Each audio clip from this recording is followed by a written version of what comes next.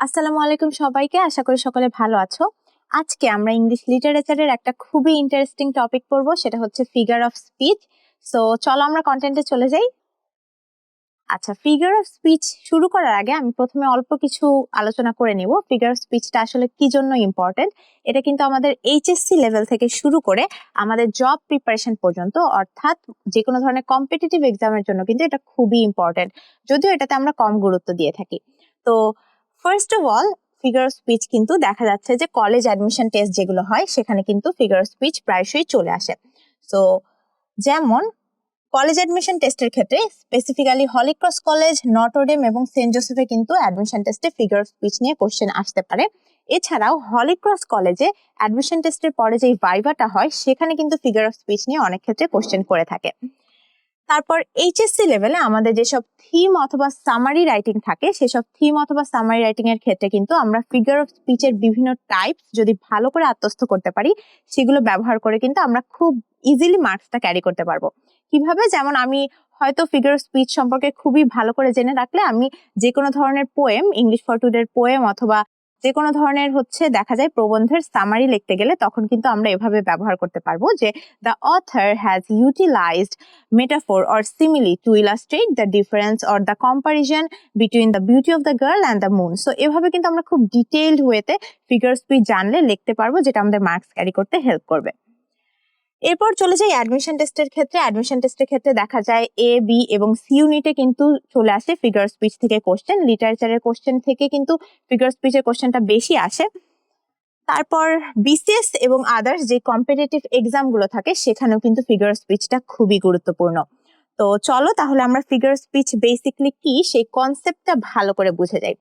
Figure of speech হচ্ছে এমন একটি ভাষাগত কৌশল যেটার মাধ্যমে বাক্যের যেই একটা আক্ষরিক মিনিং অর্থাৎ ডাইরেক্ট মিনিংটার বাহিরে গিয়ে বাক্যটা কিন্তু একটা সাহিত্যিক অর্থ প্রদান করে, অথবা যে কোনো ধরনের বিশেষ মিনিং দেয় বা ডিপার মিনিং প্রদান করে। কিভাবে? ফর এক্সাম্পল, আমি যদি বলি শি ইজ আ মুন, খেয়াল করো লিটারাল মিনিং এ বা আক্ষরিক অর্থে কিন্তু শি ইজ আ মুন মানে কি, সে একটা চাঁদ, এটা কিন্তু একদম আক্ষরিক অর্থের মিনিংটা হয়।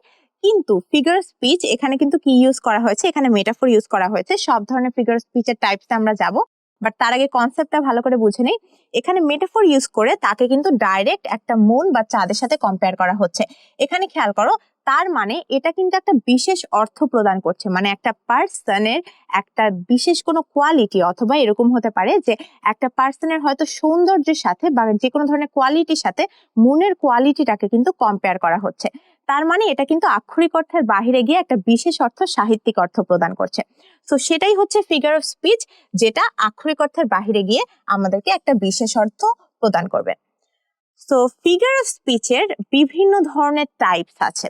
কোশ্চেন কিন্তু বেসিক্যালি এভাবেই আসে। কোশ্চেনটা আসে, দেখা যায় যে কোনো ধরনের একটা সেন্টেন্স হয়তো দিয়ে দিল, তারপর লেখা থাকলো যে এখানে কোন ধরনের ফিগার স্পিচ বিদ্যমান, অথবা যে কোনো এক ধরনের ফিগার স্পিচ নিয়ে কোশ্চেন আসতে পারে যে নিচের কোন সেন্টেন্সে ফিগার অফ স্পিচ বিদ্যমান বা সিমিলে অথবা মেটাফোর বিদ্যমান। তো যখন আমরা সব ধরনের টাইপস খুব ভালো করে আত্মস্থ করতে পারবো তখন কিন্তু এই কোশ্চেনের আনসার ইজিলি করা যায়। সো চলো আমরা শুরু করি আজকের টপিক। প্রথমত, খুবই কমন একটা ফিগার অফ স্পিচ হচ্ছে সিমিলি। আর সিমিলেকে খুব ইজিলি মাথায় এভাবে রাখা যায় যে এখানে অ্যাজ অথবা লাইক মেনশন করে একটা কম্পারিশন হবে। কিন্তু এখানে আরেকটা ব্যাপার আছে। সিমিলি মানে কি? সিমিলি মানে বাক্যে দুটি ভিন্ন জিনিসের মধ্যে অ্যাজ অথবা লাইক ব্যবহার করে তুলনা বোঝাবে। তো সিমিলি হচ্ছে বেসিক্যালি কম্পারিজন, যেখানে অ্যাজ অথবা লাইক মেনশন থাকবে, কিন্তু এই যে দুইটা জিনিসের মধ্যে তুলনা হবে সেই দুইটা জিনিসের মধ্যে কিন্তু ধরনগত পার্থক্য থাকতে হবে। এখন ধরনগত পার্থক্য বলতে আসলে কি বোঝানো হচ্ছে, চলো একটু বুঝে আসি। ধরনগত পার্থক্য মানে, ফর এক্সাম্পল, আমি যদি বলি প্রাইম মিনিস্টার আর যদি বলি প্রেসিডেন্ট,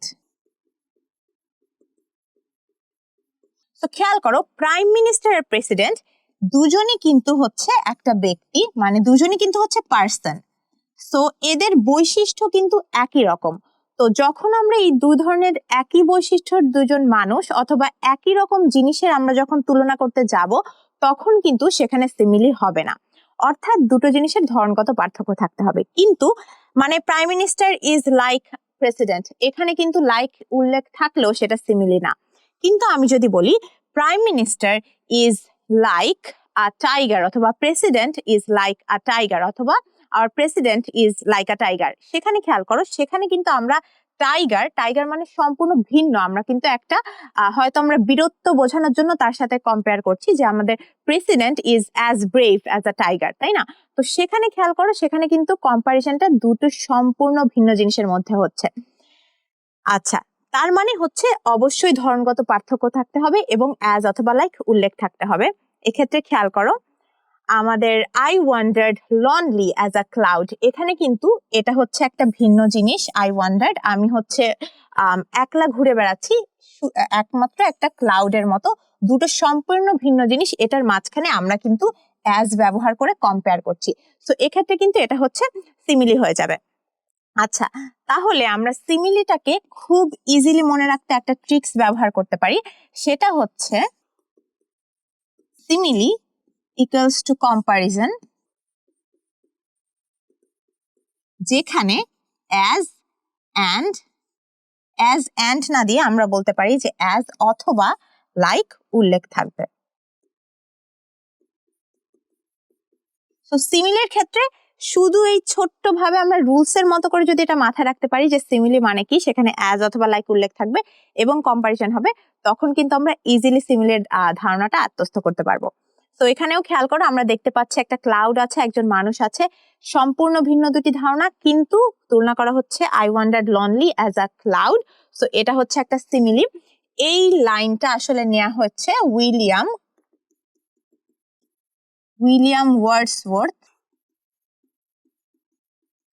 ওয়ার্ডসওয়ার্থের একটা পোয়েম থেকে, I wandered lonely as a cloud. আচ্ছা, সো সিমিলির ধারণাটা মোটামুটি আমাদের ক্লিয়ার। এবার আমরা মেটাফোরে চলে যাই। সিমিলির মতোই সিমিলিতে আসলে বেসিক্যালি কি হয়, কম্পারিজন হয়, সেখানে অ্যাজ অথবা লাইক উল্লেখ থাকে, আর ধরনগত একটু পার্থক্য থাকে, মানে ভিন্নধর্মী বস্তুর মধ্যে অ্যাজ ও লাইক ব্যবহার করে কম্পারিজনে হচ্ছে সিমিলি। এখন ভিন্নধর্মী বস্তুর মাঝে অ্যাজ ও লাইক ব্যবহার না করে যদি কম্পারিজন হয়, অর্থাৎ ডাইরেক্ট কম্পারিজন হয়, তখন কিন্তু সেটা হচ্ছে মেটাফোর। তো দুটি ভিন্ন জিনিসের মধ্যে তুলনা এবং অ্যাজ ও লাইক থাকবে না।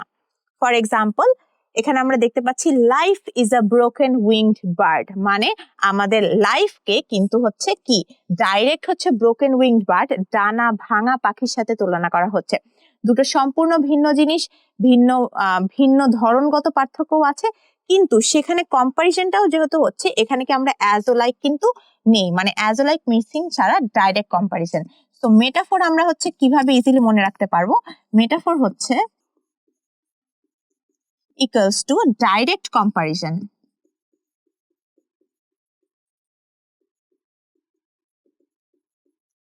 Equals to no, as or like. So আমরা মোটামুটি এই ধারণাটা কিন্তু মাথায় রাখলে ইজিলি মেটাফোরটাও আত্মস্থ করতে পারবো, মানে মেটাফোর সিমিলির মতোই একই ধরনের, কিন্তু সেখানে হচ্ছে অ্যাজ অথবা লাইকের মেনশনটা থাকবে না, যেমনটা হচ্ছে সিমিলিতে থাকে। আচ্ছা, এরপর চলে যাই আরেকটা এক্সাম্পলে। এখানে কি মেটাফোরে হচ্ছে এটা অসাদৃশ্যপূর্ণ দুটি বস্তু বা বিষয়ের মধ্যে, এটা অলরেডি আলোচনা হয়ে গেছে, মানে ভিন্নধর্মী বস্তু বা বিষয়ের মধ্যে। খেয়াল করো the exam was a piece of cake, এখানে খেয়াল করো এটা কিন্তু একটা ফ্রেজ, পিস অফ কেক মানে হচ্ছে খুবই সামান্য বা তুচ্ছ, বা এই কনটেক্সটে যেটা বোঝানো হচ্ছে সেটা হচ্ছে ইজ ভেরি ইজি, মানে এক্সামটা হচ্ছে খুবই সহজ।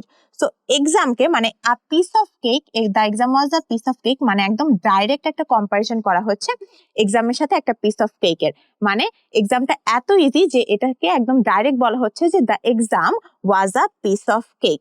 তো এখানে কিন্তু কোনো অ্যাজ ও লাইক এর মেনশন নেই, এখানে হচ্ছে দুটি একদমই ভিন্ন জিনিস। দ্য এক্সাম হচ্ছে একদমই একটা ভিন্ন ধারণা প্রকাশ করে, পিস অফ কেকও একটা সম্পূর্ণ ভিন্ন ধারণা প্রকাশ করে, যদিও এটা একটা ফ্রেজ হিসেবে একটা মিনিং আছে আলাদা, কিন্তু সম্পূর্ণ ভিন্ন ধর্মী দুইটা জিনিসের একদম ডাইরেক্ট কম্পারিজনই হচ্ছে মেটাফোর। এরপর আমরা চলে যাই পার্সনিফিকেশনে। পার্সনিফিকেশন খুবই ইন্টারেস্টিং আরেকটা ফিগার অফ স্পিচ। এটা হচ্ছে ফর এক্সাম্পল আমি যদি বলি যে যে কোনো একটা বস্তুকে অথবা যে কোনো একটা জিনিস যেটার কোনো প্রাণ নেই এমন কোনো কিছুকে আমরা যদি একজন ব্যক্তির অথবা একজন মানুষের হচ্ছে ক্যারেক্টারিস্টিক্স বা বৈশিষ্ট্য প্রদান করি, সেটাই হচ্ছে পার্সনিফিকেশন। অর্থাৎ পার্সনিফিকেশনে আমরা যে কোনো জড় বস্তুকে একটা মানব রূপে কল্পনা করব, মানে মানুষ হিসাবে সে যে এইসব জিনিস করতে পারে সেরকম জিনিস আমরা প্রদান করব। ফর এক্সাম্পল খেয়াল করো, my alarm clock else at me to get out of bed every morning. এখন অ্যালার্ম ক্লক এটা জাস্ট একটা নর্মাল অবজেক্ট, এখানে কি হচ্ছে সে তো কোনো কিছু করতে পারে না, কিন্তু খেয়াল করো হয়তো অ্যালার্ম ক্লক যে সাউন্ড হচ্ছে এটাকে ইয়েলস এর সাথে বলা হচ্ছে। ইয়েলস মানে হচ্ছে বকাবকি করা বা চিল্লানো।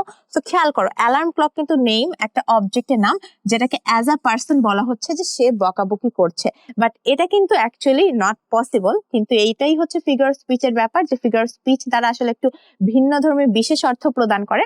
তো যখন আমরা এভাবে কোনো বস্তুকে আমরা অ্যাজ আ পার্সন কল্পনা করব, সেটাই হচ্ছে পার্সনিফিকেশন। আচ্ছা, এরপর আমরা চলে যাই, খেয়াল করো the Padma dance in the moonlight. এখানে খেয়াল করো, এখানে কিন্তু নদীর উপর যেই চাঁদের আলোটা পড়ছে, যার জন্য নদীর পানিটা হচ্ছে চকচক করছে, নদীর পানির ঢেউ যাচ্ছে, এটাকে এত সুন্দর একটা দৃশ্যকে আমরা কিভাবে আসলে রিপ্রেজেন্ট করতে পারি, সাহিত্যিক ভাষায় সুন্দর করে রিপ্রেজেন্ট করার জন্য আসলে বলা হয়েছে যে the Padma danced in the moonlight. Danced কেন বলা হচ্ছে, এই ঢেউয়ের যেই খেলা সেটার উপর হচ্ছে চাঁদের আলো পড়ছে, এটাকে কিন্তু ডান্সড হিসেবে, মানে একটা মানুষই কিন্তু একটা ডান্স করতে পারে, মানুষ ডান্স করতে পারে, সেখানে কিন্তু একটা নদীর ডান্স করার কথা না, কিন্তু আমরা একটা নদীকে মানব রূপে কল্পনা করে মানুষের সেই ক্যারেক্টারিস্টিক সেই কাজটা কিন্তু আমরা দেখাচ্ছি যে আচ্ছা নদী করছে। তো এটাই বেসিকলি হচ্ছে পার্সনিফিকেশন। এরপর আমরা চলে যাই হাইপার বলে। আচ্ছা, কল্পনা করো যে অনেক সময় এরকম হয় যে আমরা দেখা যাচ্ছে যে অনেকক্ষণ ধরে মোবাইল চালাচ্ছি, মোবাইলে বসে রিলস দেখছি, ফেসবুকে ভিডিওস দেখছি। তো তখন কি হয়, অনেক সময় আম্মু অথবা আব্বু এসে বলে যে এই এতক্ষণ তুমি কেন, আমি তোমাকে 1000 বার বলছি যে তুমি পড়তে এখনো বসোনি, তুমি তোমার হোমওয়ার্ক কেন করনি, পড়তে বসো। 1000 বার একটা কথা কয়বার বলা লাগে। খেয়াল করো, যখন অনেক ক্ষেত্রে দেখা যায় যে যে কোনো ছোটখাটো জিনিসকে আমরা অতিরঞ্জিত করে অথবা অনেক বেশি বাড়িয়ে বলি, বেশি বাড়িয়েও বলা যায়, অথবা অনেক কিছু প্রকৃত অবস্থা থেকে খুব বেশি বাড়িয়ে, খুব বেশি কমিয়ে, কিংবা খুব বেশি হচ্ছে খারাপ করে বা খুব বেশি ভালো করে যখন রিপ্রেজেন্টেশন হয়, সেটাই হচ্ছে হাইপারবোল। তো হাইপারবোলটা কি, যেই ফিগার স্পিচ দ্বারা কোনো ব্যক্তি বা বস্তুকে তার প্রকৃত অবস্থার চেয়ে অপেক্ষাকৃত খুব বেশি বড় বা ছোট, খুব বেশি ভালো বা খুব বেশি খারাপ হিসেবে উপস্থাপন করা হয়, সেটাই হচ্ছে হাইপারবোল। তো এখানে খেয়াল করো, এখানে হচ্ছে বাবা তার সন্তানকে অথবা টিচার তার স্টুডেন্টকে কি বলছে, বলছে যে I have told you a million times to study. তো এখানে কিন্তু এই যে আ মিলিয়ন টাইমস, এটা কিন্তু আক্ষরিক অর্থে আ মিলিয়ন টাইমস না, মানে সে অবশ্যই লক্ষাধিক বার বলেনি তাকে, সে হয়তো 5 থেকে 6 বার বলেছে বা 3-4 বার বলেছে, কিন্তু সে এটাকে অতিরঞ্জিত করে বলছে যে আমি তোমাকে হচ্ছে মিলিয়ন অফ টাইমস বলেছি যে তুমি হচ্ছে পড়াশোনা করো। তো এইটাই হচ্ছে বেসিকলি হাইপারবোল, মানে কোনো কিছুকে একটু বাড়িয়ে বলা। এবার একটা খেয়াল করো, 10,000 I saw at a glance, এই এক্সাম্পলটাও হচ্ছে উইলিয়াম ওয়ার্ডসওয়ার্থের। সো এটা হচ্ছে নেওয়া হয়েছে বেসিক্যালি ড্যাফোডিল থেকে। উইলিয়াম ওয়ার্ডসওয়ার্থের লেখা ড্যাফোডিলস থেকে এই লাইনটা নেওয়া হয়েছে, 10,000 saw I at a glance। তো এটার মানে কি, আমি এক নজরে 10,000 10,000, এখানে ফুলের কথা বলা হচ্ছে, ড্যাফোডিল ফুল। তো 10,000 আমি হচ্ছে এক নজরে দেখে ফেললাম। তো এখানে খেয়াল করো, এক নজরে কি আসলে 10,000 দেখা পসিবল? আর পসিবল হলেও এটা কিন্তু গোনা পসিবল না। তো এখানে কিন্তু খুবই বেশি অতিরঞ্জিত করে বলা হচ্ছে। তো এটাই হচ্ছে ফিগার স্পিচ, যেখানে হচ্ছে খুব বেশি অতিরঞ্জিত করে কোনো প্রকৃত জিনিসটাকে বাড়িয়ে বলা হয়। এবার চলে যাই অক্সিমরনে। অক্সিমরনও খুবই ইন্টারেস্টিং একটা ফিগার অফ স্পিচ। অক্সিমরনের সাথে অনেকে প্যারাডক্স মিলিয়ে ফেলে। তো প্যারাডক্সের আলোচনা আসার পর আমি বলবো যে কিভাবে তোমরা এই দুটো ব্যাপারের আসলে মাঝখানে পার্থক্যটা কি, কিভাবে মনে রাখবে কোনটা অক্সিমরন আর কোনটা প্যারাডক্স, সেটার আলোচনাও করব। তো অক্সিমরন হচ্ছে যখন আমরা, খুবই সিম্পল ভাষায় বলতে গেলে, যখন আমরা কোনো দুটি একদম বিপরীতধর্মী শব্দ বা ভিন্নধর্মী শব্দ, ভিন্নধর্মী থেকে একদমই যখন দেখা যায় যে একটা শব্দ আরেকটা শব্দের সাথে কন্ট্রাডিক্টরি, সো কন্ট্রাডিক্টরি দুটি শব্দের যখন পাশাপাশি ব্যবহার হয় সেটাই হচ্ছে অক্সিমরন। আচ্ছা, যেমন অক্সিমরনের আসলে এই অক্সিমরনের ওয়ার্ডটাও একটু খেয়াল করো। অক্সিমরনে কিন্তু অক্সি এটা অর্থ হচ্ছে হলো, অক্সি অর্থ হচ্ছে চালাক, আর মরন অর্থ হচ্ছে বোকা। সো নামটাই হচ্ছে সেলফ এক্সপ্লেনেটরি, মানে হচ্ছে নামটা শুনেই বোঝা যায় যে চালাক বোকা, মানে এখানে হচ্ছে বিপরীতধর্মী শব্দের ব্যবহার থাকবে। তো এখানে হচ্ছে কোনো বিপরীতধর্মী শব্দের যখন পাশাপাশি ব্যবহার হয় তখন হচ্ছে সেটা অক্সিমরন হয়। এক্সাম্পলে চলে যাই, যেমন carelessly careful, wise fool, open secret, quiet presence, irregularly regular, tragic comedy. এখানে খেয়াল করো, ইরেগুলারলি রেগুলার দুইটা কিন্তু ভিন্নধর্মী শব্দ, মানে বিপরীতধর্মী শব্দ, কিন্তু আমরা কিন্তু বলতে পারি she is irregularly regular in class, মানে সে খুবই মাঝে মাঝে ক্লাসে আসে। তো ইরেগুলারলি রেগুলার ইন ক্লাস, তো এটাই আসলে অক্সিমরনের ফিগার অফ স্পিচের ব্যবহার। এখানে খেয়াল করো, his claim of honesty was nothing but a false truth. So তার হচ্ছে সে যে সততার হচ্ছে ক্লেম করছে সেটা কিন্তু কিছুই না, সেটা হচ্ছে একটা মিথ্যা সত্য। তো খেয়াল করো, দুটা কিন্তু একদম ভিন্নধর্মী জিনিসের একদম ভিন্ন বিপরীত মিনিং এর কিন্তু পাশাপাশি ব্যবহার হচ্ছে। এরকম আমি আরো একটা বলতে পারি, the comedian was seriously funny. এই সিরিয়াসলি ফানি কথাটা কিন্তু আমরা অনেকেই ইউজ করি একসাথে, এটা কিন্তু অক্সিমরনের ব্যবহার। মানে সিরিয়াসলি মানে হচ্ছে গুরুগম্ভীর, মানে খুবই সিরিয়াস, সেটার সাথে ফানি মানে হাস্যরসাত্মকের কিন্তু কোনো একদমই হচ্ছে বিপরীতধর্মী ধারণা, বাট এটা একদম সাথে সাথে কিন্তু ব্যবহার হয়, আমরা অনেকে রেগুলার লাইফে ব্যবহার করে থাকি। সো এটাও কিন্তু হচ্ছে অক্সিমরনের একটা এক্সাম্পল। আচ্ছা, এরপর খেয়াল করো আয়রনি। এটা খুবই হচ্ছে ইন্টারেস্টিং। আয়রনি হচ্ছে যখন দেখা যায় যে, এটাও আমরা সচরাচর বিভিন্ন ধরনের সিচুয়েশনে পড়লে আসলে ব্যবহার করে থাকি, যখন দেখা যায় যে আমরা আসলে মুখে এক কথা বলি কিন্তু আমরা পিঞ্চ করে বোঝাচ্ছি অন্য কথা। যেমন ফর এক্সাম্পল, আমার ফ্রেন্ড হয়তো আমার জন্মদিন ভুলে গেল, আমার বেস্ট ফ্রেন্ড আমার জন্মদিন ভুলে গেল, তখন আমি বলতে পারি যে আচ্ছা তুমি এত ভালো ফ্রেন্ড যে তুমি আমার জন্মদিন ভুলে গেলে। তো খেয়াল করো, এখানে কিন্তু তুমি এত ভালো ফ্রেন্ড, তুমি আমার জন্মদিন ভুলে গেলে, এটার ইমপ্লাইড মিনিং বা ভিতরে ডিপলি আমি আসলে কি বোঝাতে যাচ্ছি, আমি বলছি যদিও তুমি অনেক ভালো ফ্রেন্ড, কিন্তু আমি এটা বোঝাতে চাচ্ছি যে আচ্ছা you are not a good friend, যে তুমি আমার বার্থডে কিভাবে ভুলে গেলা। তো এটা কিন্তু আমি হচ্ছে ইনডাইরেক্টলি বোঝাতে চাচ্ছি, এটাই হচ্ছে আইরনি। যেমন খেয়াল করো যে যেটা হচ্ছে মুখে বলা হয় সেটা না বুঝে তার সম্পূর্ণ বিপরীত ধারণাটা আসলে বুঝায়। তো খেয়াল করো, you are such a good friend indeed, you forgot my birthday for the third year in a row. মানে তুমি 3 বছর ধরে ভুলে গেছো আমার জন্মদিন, তো তুমি এত একটা ভালো ফ্রেন্ড। তো কি বোঝাচ্ছে, বোঝাচ্ছে যে তুমি আসলে তেমন ভালো ফ্রেন্ড না, কারণ তুমি সিনসিয়ার না, তুমি আমার বার্থডে ভুলে গেছো। তো খেয়াল করো, তো এটাই হচ্ছে আইরনি। যেমন great, someone ruined my new dress. So for example, তুমি কোথাও যাচ্ছ হঠাৎ করে হচ্ছে, অথবা কোনো রেস্টুরেন্টে বসে আছো, ওয়েটার চা নিয়ে যাচ্ছে, নেক্সট টেবিলে গিয়ে দিবে, কিন্তু তোমার টেবিলে আসার সময় হঠাৎ করে হচ্ছে সে হোঁচট খেয়ে চাটা হচ্ছে তোমার ড্রেসে পড়ে গেল। তুমি ড্রেসটা হয়তো 1 দিন 2 দিন আগে কিনছো, অনেক নিউ ড্রেস। তো তখন তুমি কি বলছো, great my dress is just ruined. So মানে কি, মানে গ্রেট কিন্তু এখানে বলছো, গ্রেট মানে হচ্ছে অনেক ভালো, এই ধরনের একটা এক্সপ্রেশন, কিন্তু সেটা দিয়ে কিন্তু তুমি বেসিকলি তোমার হতাশা এবং বিরক্তির কিন্তু প্রকাশ ঘটাচ্ছ এই গ্রেট দিয়ে। সো এই হিসেবে আইরনিটা আসলে ব্যবহার করা হয় যখন আমরা মুখে আসলে যেটা বলবো সেটার একদমই ডিফারেন্ট একটা মিনিং প্রকাশ করবে। এবার চলে যাই প্যারাডক্স। প্যারাডক্সেও হচ্ছে দুটি ভিন্নধর্মী ধারণার বা বিপরীত ধারণার ব্যবহার হয় একসাথে। এখন অক্সিমরনেও তো সেটা হয়, তাহলে প্যারাডক্সেও সেটা হলে আসলে পার্থক্যটা কি, কোনটা বুঝবো যে অক্সিমরন আর কোনটা প্যারাডক্স, সেখানে আসছি।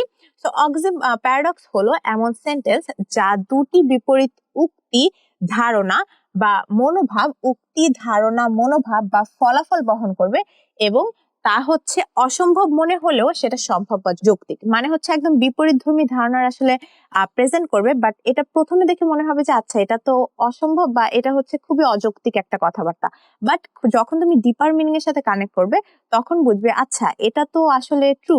সো কিভাবে, এক্সাম্পলে যাই, failure is the pillar of success. এখানে ফেইলার আর সাকসেসের দুইটা হচ্ছে একদম ভিন্ন ধারণা, বিপরীতধর্মী ধারণা একসাথে ব্যবহার হচ্ছে, কিন্তু এটা কিন্তু আসলে সত্য। তাই না? Children are the father of the nation, এখানে খেয়াল করো চিলড্রেন আর ফাদার দুজন, কিন্তু চিলড্রেন কিভাবে আসলে ফাদার হবে? কিন্তু যখন তুমি ডিপার মিনিং এ যাবে যে আসলেই তো চিলড্রেন মানে হচ্ছে চিলড্রেনই তো একসময় হচ্ছে কি একটা জাতির কর্ণধার, মানে হচ্ছে বাচ্চারাই কিন্তু গিয়ে হচ্ছে বড় হয়ে একটা জাতির হাল ধরবে। তো তারা কিন্তু কি as a father of nation আমরা হচ্ছে তাদেরকে কনসিডার করতেই পারি। তো তখন বুঝবে যে আচ্ছা এটা বিপরীতধর্মী ধারণা হলেও সেটা কিন্তু ট্রু। তো এটাই হচ্ছে প্যারাডক্স। এবার যাই যে অক্সিমরন ভার্সেস প্যারাডক্স। আচ্ছা, অক্সিমরনে যেটা হয় দুই জায়গায় কিন্তু যেহেতু ভিন্নধর্মী অথবা বিপরীতধর্মী ধারণার ব্যবহার হয়, অক্সিমরনে সেটা একদম হচ্ছে পাশাপাশি বসবে। কিন্তু প্যারাডক্সে কিন্তু পাশাপাশি বসবে না। যেমন অক্সিমরনে হচ্ছে যখন আমরা ফলস ট্রুথ বলি, ইরেগুলারলি রেগুলার বলি, সিরিয়াসলি ফানি বলি, একসাথে বসছে দুটো অ্যান্টোনিম বা দুটো একদম ডাইরেক্ট বিপরীত শব্দ কিন্তু একসাথে বসেছে। বাট এখানে খেয়াল করো যখন আমরা প্যারাডক্স বলবো তখন কিন্তু failure is the pillar of success একসাথে বসেনি, children are the father of nation এটাও কিন্তু হচ্ছে একসাথে বসেনি। তো তাহলে বুঝবো যে অক্সিমরন মানে কি চালাক বোকা একসাথে বসছে, প্যারাডক্সে কিন্তু সেটা একসাথে বসবে না। তো এভাবেই আমরা মোটামুটি কিন্তু এটার বিপরীতধর্মী যে ধারণাগুলো এগুলার কিন্তু হচ্ছে আমরা ডিফারেন্সটা বুঝতে পারবো। এবার খেয়াল করো এতক্ষণ আমরা যেই ফিগার স্পিচের আলোচনাই করলাম সেগুলো কিন্তু খুবই কমন, মানে মোস্ট অফ দ্য কম্পিটিটিভ এক্সামে আসলে এই ফিগার স্পিচ গুলাই কভার করা হয়, এই ফিগার স্পিচ থেকেই কোশ্চেন আসে। বাট কিছু কিছু ফিগার স্পিচ আছে যেগুলো কিন্তু ইম্পর্টেন্ট, বাট হয়তো হচ্ছে এক্সামে একটু কম আসে, কিন্তু জেনে রাখা ভালো কারণ মাঝে মাঝে কিন্তু চলে আসতে পারে। এবং আমি দেখাবো প্রিভিয়াস ইয়ারের কোশ্চেনে যে এগুলো থেকেও আসে। সো এগুলো আসলে জানা খুবই ইম্পর্টেন্ট। তো চলো এগুলো থেকে আমরা হচ্ছে একটু ডিসকাস করে আসি। ইমাজারি, সো এটা হচ্ছে কি মনের মধ্যে কাল্পনিক চিত্র ফুটিয়ে তোলে, যেমন দ্য স্নোফ্লেক্স গ্লিটার্ড লাইক ডায়মন্ডস, মানে হচ্ছে বরফের যে কণাগুলো সেগুলো হচ্ছে ডায়মন্ডের মতো চকচক করছে। এটা যখন আমরা বলছি যে বরফের কণাগুলো ডায়মন্ডের মতো চকচক করছে, আমাদের মনেই কিন্তু একটা বরফ একটা মানে চকচক করা বরফ একটা ডায়মন্ডের একটা কিন্তু একটা ইমেজ কিন্তু চলে আসছে। তো মনে এই কাল্পনিক যে ইমেজটা তৈরি করে এই ধরনের হচ্ছে এক্সপ্রেশনের ব্যবহারই হলো ইমেজারি, যেটা এক ধরনের ফিগার স্পিচ। ইউফেমিজম, এটা হচ্ছে একটু ইম্পর্টেন্ট কারণ এটা আসে। তো এখানে আমি একটা স্টার দিয়ে রাখলাম। সেটা হচ্ছে শ্রুতিকটু শব্দের পরিবর্তে যখন আমরা একটু কোমলতর অথবা একটু হচ্ছে নিউট্রাল শব্দের ব্যবহার করি সেটাই হচ্ছে ইউফেমিজম।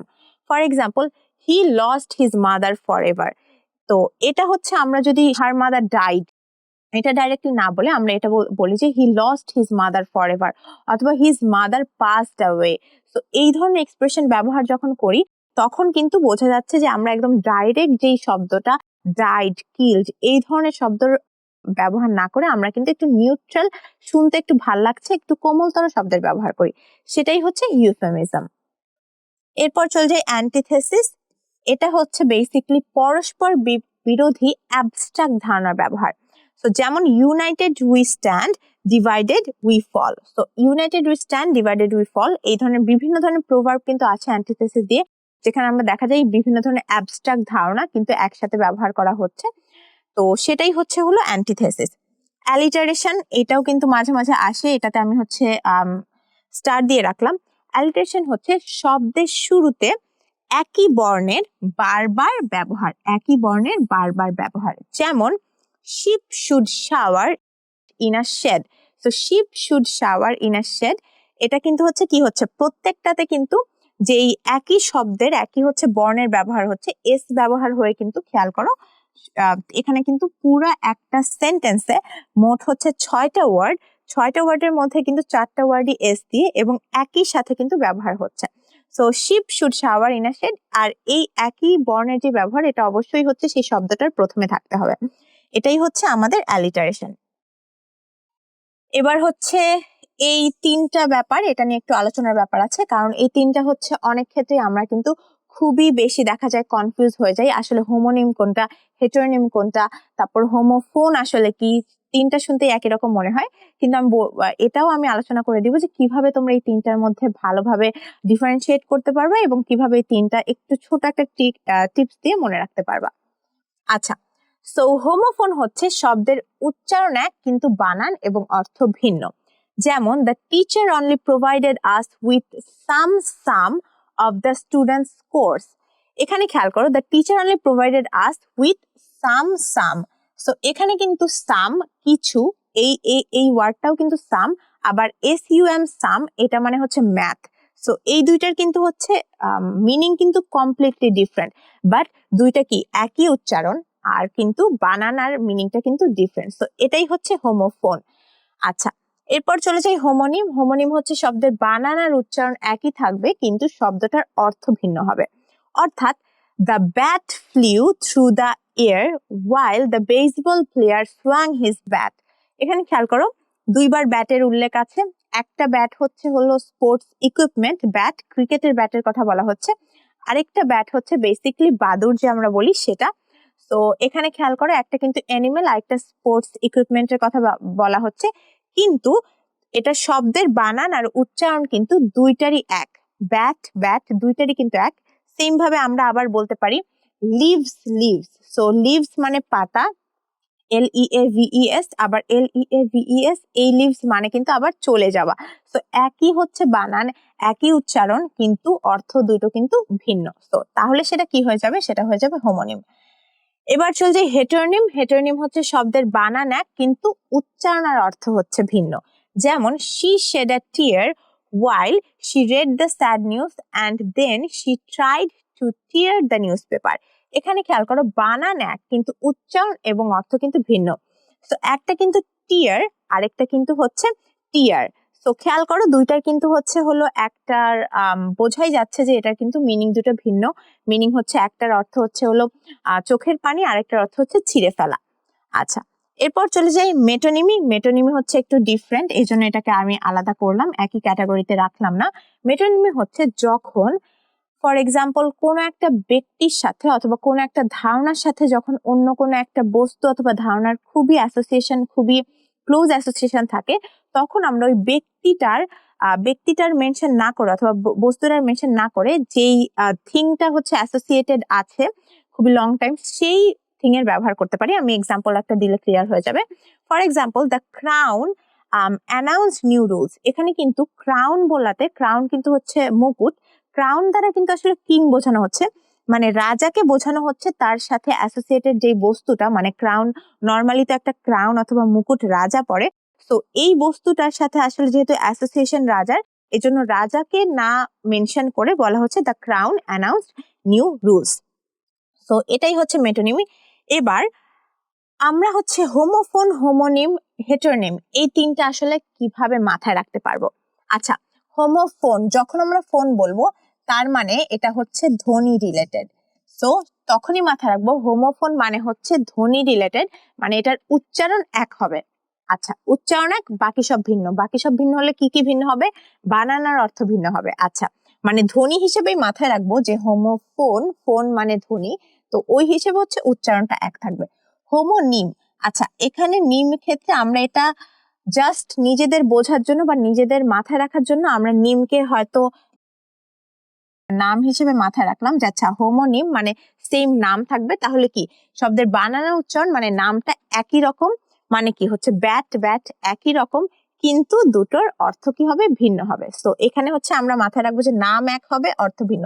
নাম এক মানে হচ্ছে বানান এবং প্রোনাউন্সিয়েশন সেমই হবে, বাট অর্থটা ভিন্ন হবে। হেটেরোনিম কি হবে? হেটেরোনিম হচ্ছে হোমোফোন, হোমোনিমের মতো না, এটার বানান একই থাকবে কিন্তু উচ্চারণ আর অর্থ হচ্ছে ভিন্ন হবে। তো হেটেরোনিমে তখনই হবে হচ্ছে যখন হচ্ছে এটার বানান এক কিন্তু হচ্ছে উচ্চারণ এবং অর্থ ভিন্ন। সো এভাবে আমরা এই তিনটার মধ্যে মোটামুটি একটু ডিফারেন্সিয়েট ক্রিয়েট করে মাথায় রাখতে পারবো। আচ্ছা, সো আই গেস এখন আমরা মোটামুটি ফিগার অফ স্পিচের সবকিছু কনসেপ্ট ভালো করে ক্লিয়ার করে ফেলেছি। আরেকটা ব্যাপার একটু ইজিলি আমরা মাথায় রাখতে পারবো, এটা হচ্ছে ফিগার অফ স্পিচকে কিন্তু এটার কিন্তু অনেকগুলো নাম আছে।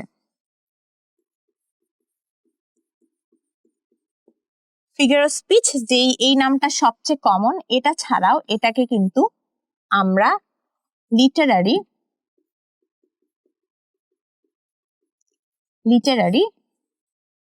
ডিভাইসও বলে থাকি, এটাকে লিটারারি ডিভাইসও বলা হয়ে থাকে। এবং ফিগার অফ স্পিচের যখন হচ্ছে ব্যবহার হয় তখন সেটাকে বলা হয় ফিগারেটিভ ল্যাঙ্গুয়েজ।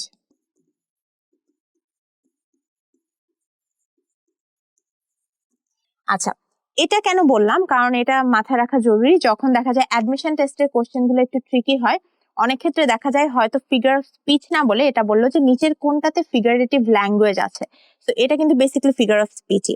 অথবা নিচের কোনটাতে লিটারেরি ডিভাইসেস আছে, সেটাও কিন্তু ফিগার অফ স্পিচ। তো এজন্য এটার নামগুলো ভালো করে জেনে রাখা জরুরি।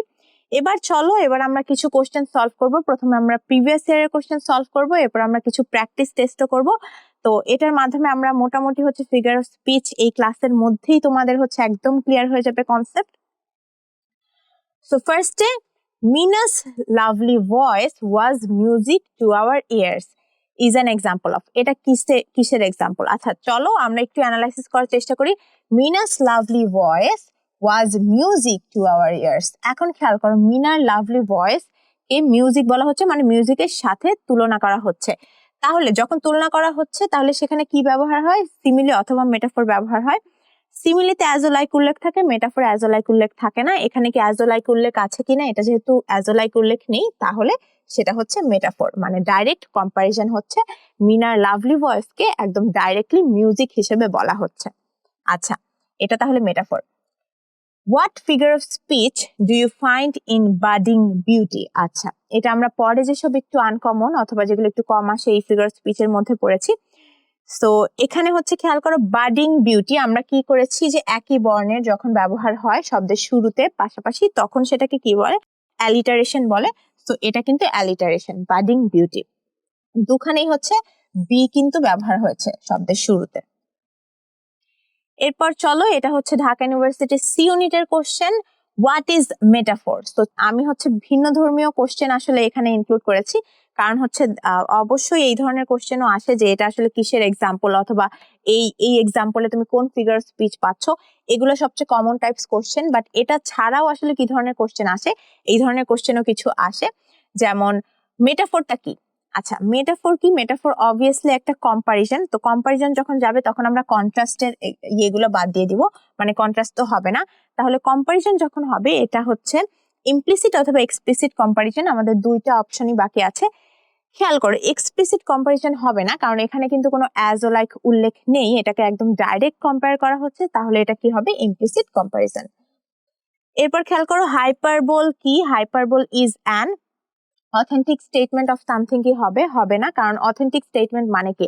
মানে প্রকৃত স্টেটমেন্ট, তো এটা হবে না। আচ্ছা, আন্ডার স্টেটমেন্ট অফ সামথিং, কোনো কিছুকে হচ্ছে আন্ডার স্টেট করা, সেটাও হবে না। ওভার স্টেটমেন্ট অফ সামথিং, অবশ্যই ওভার স্টেটমেন্ট অফ সামথিং, কারণ হচ্ছে হাইপারবোল মানেই অতিরঞ্জিত করা। হেসিটেন্ট স্টেটমেন্ট অফ সামথিং, দ্বিধাগ্রস্ত ভাবে বলা, এটাও হবে না। এরপর চলো, the Literary term euphemism means. আচ্ছা, ইউফেমিজম মানে কি? ইউফেমিজম মানে আমরা অলরেডি পড়লাম যে ডাইডের জায়গায় যখন আমরা হচ্ছে পাস অ্যাওয়ে বলি অথবা আমরা লস্ট বলি, অনেক ক্ষেত্রে ডিমাইস ব্যবহার করা হয়। তো এই ধরনের আমরা যখন হচ্ছে ডাইরেক্ট একটা শ্রুতিকটু শব্দের পরিবর্তে কোমলতর শব্দের ব্যবহার করি, সেটা হচ্ছে ইউফেমিজম। তাইলে ভেগ আইডিয়াও হবে না, সনেট হবে না, ওয়াইজ থিং হবে না, এটা কি হবে? একটা ইনঅফেন্সিভ এক্সপ্রেশন। আচ্ছা, এরপর আমরা আরো কিছু কোশ্চেন আছে যেগুলো আমরা প্র্যাকটিস করব। তো কোন ফিগার অফ স্পিচ হচ্ছে এই ফ্রেজে আছে? I am so hungry I could it a horse. আচ্ছা, মানে আমি এত ক্ষুধার্ত আমি একটা ঘোড়া খেয়ে ফেলতে পারবো। শুনেই মনে হচ্ছে কি কেউ কি যতই ক্ষুধার্ত হোক সে কি একটা পুরো ঘোড়া খেয়ে ফেলতে পারবে? That's not possible. তো তার মানে কি, এটা কিন্তু খুবই অতিরঞ্জিত করে বলা হচ্ছে। অতিরঞ্জিত করে বলায় মানেই হাইপারবোল। আচ্ছা, as busy as a bee, as busy as a bee, এখানে কোন ফিগার অফ স্পিচ বিদ্যমান? অ্যাজ যেহেতু উল্লেখ আছে এবং হচ্ছে as busy as a bee, bee এর মতো বিজি হিসেবে কম্পেয়ার করা হচ্ছে, মানে হয়তো বলা হচ্ছে যে আমি একটা বি এর মতো বিজি, মানে মৌমাছির মতো। তো এখানে যেহেতু অ্যাজ উল্লেখ আছে তার মানে এটা হচ্ছে সিমিলি হবে। থার্ড কোশ্চেনে যাই, which of the following sentences contains a paradox? তো কোন সেন্টেন্সে প্যারাডক্স আছে? প্যারাডক্স মানে কি বিপরীত ধর্মী ধারণার ব্যবহার, কিন্তু ডাইরেক্ট পাশাপাশি ব্যবহার হবে না। তো চলো খেয়াল করি, the only constant in life is change, এটাতেই তো প্যারাডক্স আছে, কারণ the only constant in life is change. Constant মানে হচ্ছে সর্বদা বিদ্যমান, চেঞ্জ মানে পরিবর্তনশীল। তো খেয়াল করো দুটো কিন্তু একই সেন্টেন্সে ব্যবহার হয়েছে কিন্তু পাশাপাশি ব্যবহার হয়নি। আচ্ছা, তো এটাতেই প্যারাডক্স আছে। বাকিগুলোও একবার পড়ে দেখি। The sun rises in the east and sets in the west, এটা হবে না। Time waits for no man, হবে না। The raindrops kissed the earth, এটাও হবে না। এখানে কিন্তু পার্সনিফিকেশন আছে। ওকে, সো এটা হচ্ছে পার্সনিফিকেশন হবে।